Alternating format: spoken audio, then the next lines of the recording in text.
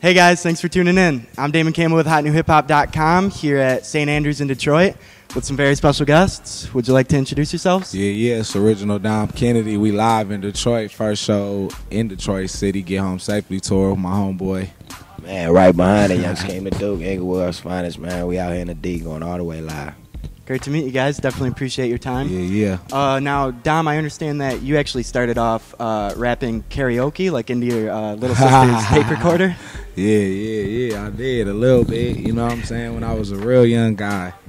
Yeah, that was the easiest way to hear yourself. Right. To hear yourself back, you know what I mean? On them little play around. You know, my little sister, she probably like 5 years younger than me. So she was like, you know, she had one of them little karaoke things. It was easy for me to put the tape in and hear myself back, definitely. Was Boys in the Hood the first one? Boys in the Hood. It was something like that. Yeah. You must have heard me say that. Was a trip. Yeah.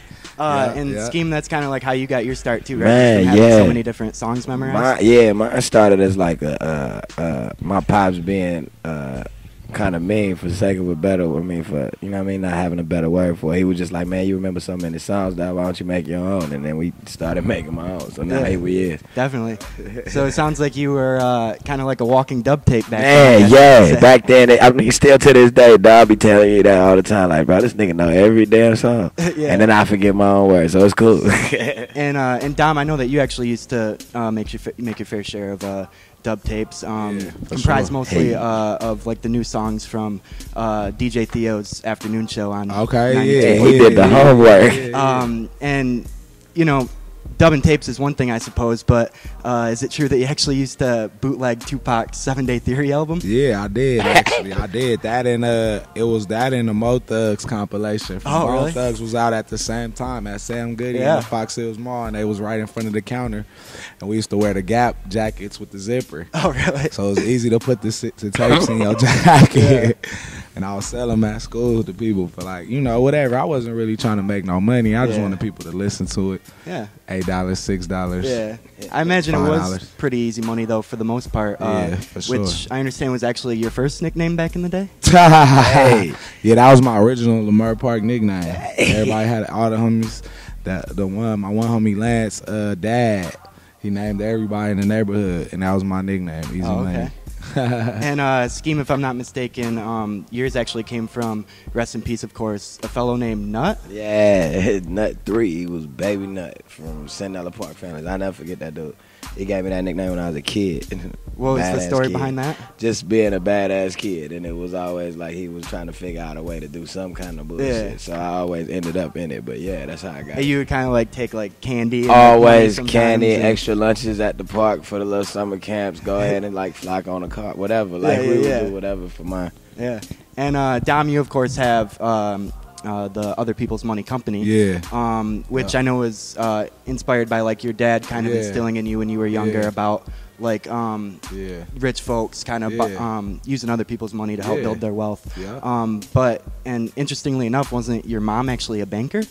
My mom, she was in banking. You know what I'm saying? She was in banking, like more like accounting, paperwork type things like that. Yep. Yeah. And I know that there was actually a show once where like a kid came from his mom's funeral to your show. Yeah. And here we are now on the Get Home Safely tour. Yeah. Which kind of along the same lines was, I understand, inspired by like a childhood friend of yours passing recently. So you certainly have my condolences there. Yeah. Absolutely. But it's important to leave home safely too, right? Because like, for example, didn't you actually crash a Cadillac into your garage when you were little? Damn, a lot of got stories. The stats. That was that's old. That was like that's a real family like throwback story. Yeah. What do you remember from that? One of my great aunts. I don't know where we was at, but she had like I guess I jumped. I was probably like 4 years old. Yeah. Jumped into the car and hit the gas. Okay. And sat on the gas pedal and went into the garage. You know what I'm saying? Yeah. I imagine it probably scratched it up a bit. Yeah. Them cars was built to last though. True. You know what I mean? Them was Cadillac. Them was real Cadillac. Yeah. Couldn't even kill De Niro in Casino because of that jump.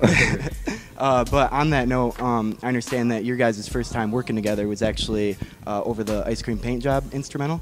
Was it? Damn, probably on the Best After Bobby joint. Yeah. That's wild. Yeah. Were you guys together at like a pool party? Wow, yeah, at the Roosevelt. I never forget that, John, though. It was at the Roosevelt. It was a JBC little pool party. They throw cool little parties over the summer or whatnot. So they had a little party over at the Roosevelt Hotel. Okay. And bro, like I remember seeing bro. I feel like it was you, and I feel like it was Carter with you. Oh, okay. And you like, nigga, I got one. Don't even trip. I got one that's gonna bang out. And he had sent me that joint. I was like, hell yeah, we gonna tear out through this motherfucker. I probably about like 18, 17 years old at the time. That's awesome. Yeah. And that kind of makes me think of Swimming Pools by Kendrick Lamar, who was at your guys' show the other night. A song obviously about alcoholism. Yeah. Speaking of which, though, Dom, I understand that you were actually kind of growing up indirectly influenced by liquor thanks to your Uncle Bobby. Oh yeah, well yeah, and his dad, my Uncle Bobby's dad, his name was Bob too. He had a liquor store, a couple of them, but his main one was on 63rd and Crenshaw. It's called All Star Liquor. Okay. So I used to be in there a lot. That's kind of where I got a little bit of my game from in terms of seeing somebody just every day working for themselves though. Yeah. You know, and just business and turnover and having respect in your own community. Yeah. You know, because it was in a you know, a community where, you know, they was there in the riots and they was the only place that didn't get burned down. Oh, okay. Or robbed. Yeah. You know what I'm saying, in 1992. So that meant a lot to us, you know what I'm saying? Definitely. To have that respect in that type of environment and still be doing good business, you know, that's where I kind of saw things like that and let me know that it was possible. Absolutely. And Skeme, I know that your great uncle was actually the legendary blues singer Howlin' Wolf. Yeah. Which actually, I know that. Which makes me think of. Oh, you didn't know that? Nah, I never knew that. Oh wow. Yeah. Dom's getting. They telling us no stuff on the homies. Yeah. But that makes me think of like that Howlin' Wolf cartoon character from back in the day that always seemed to always seemed to be kind of after some sexual healing, I guess you could say. Speaking of which, is it true that your grandpa actually almost pulled a gun out on Marvin Gaye once? Yeah, nah, that's a wow. What the fuck? But yeah, this what happened. So, that's crazy. So this what happened. He had a homeboy, man. His name was Sugar Bear. I'll never forget dude neither. He one of the best like motorcycle guys in the city. Him and another cat named Frank Kemp. They used to put together race cars with my uncles and them. Okay. And one day I guess they were playing dominoes at dude's shop and was just, you know, fucking around shooting and shit.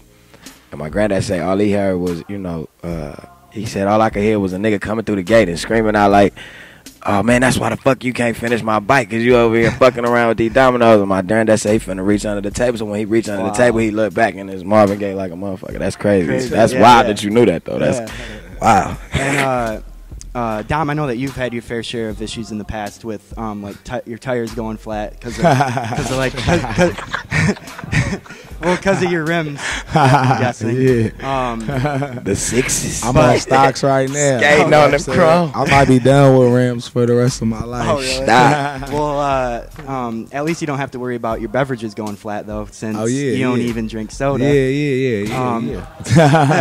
Ironic, since you were actually Pepsi's Artist of the Week recently. Yeah, that's true. That's true. And Skeme, I understand that you actually recently decided to ditch the Sprite as well, but continue to pour up. Indeed, yes. Apple juice. Amazing. What Lemonade. was the reasoning behind that? Oh, man. Diabetes.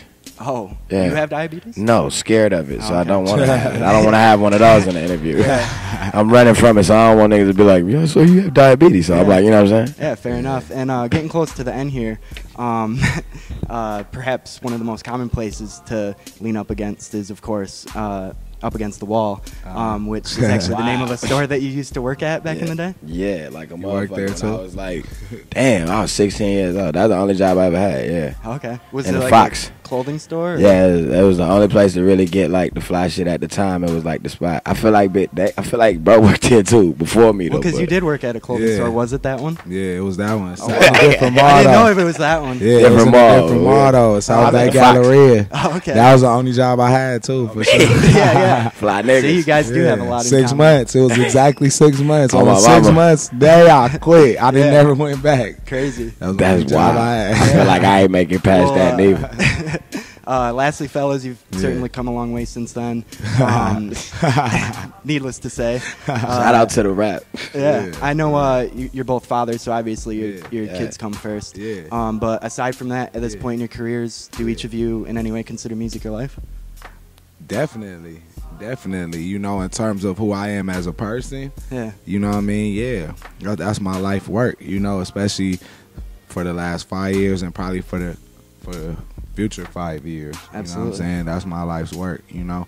For right now, I love it, you know what I mean? No plans, no aspirations to quit the game, as Biggie said, you know what I mean? Awesome.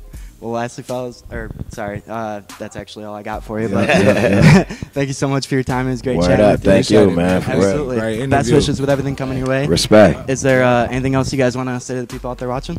Man, get home safely. Buy the album, OPM till it's over. Get home safely tour. Shout out to the homie Skeme. Get that Inglewood. Man, Ingle motherfucking world. Go grab it twice. Buy it for yourself, your niece, your nephew, your son, your homie on the block that ain't got no iPod. Just grab it for him too and put it on the disc. Fuck with me. What's happening? OPM till it's over. Sox gang forever. There you have it. Once again, I'm Damon Campbell. Dom Kennedy Skeme. Yeah. Thanks for watching.